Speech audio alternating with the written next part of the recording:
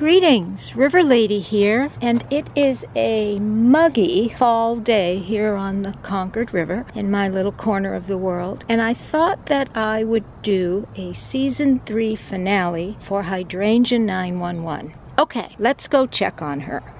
So here we are at our not so little Hydrangea 911 hydrangea. Look at how big it's gotten.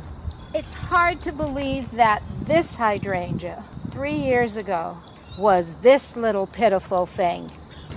I have a blossom here, and these were the soft pink blossoms, and look at how they are aging to this gorgeous burgundy. And let's look and see if we have any buds for next blooming season.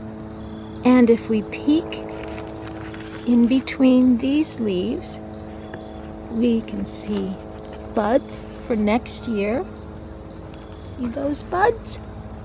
And let's find some more. Oh my goodness. Look at those. I have a feeling our little hydrangea, not little anymore, our big hydrangea is going to do some serious blooming in summer 2022.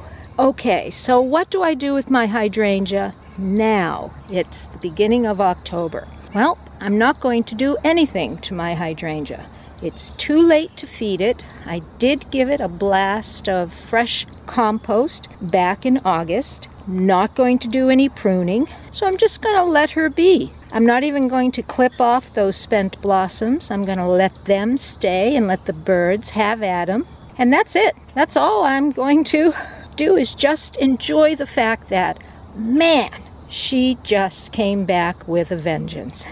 Okay, so this is third season of Hydrangea 911, season finale of the third season, and we'll check back with her at the beginning of season 4.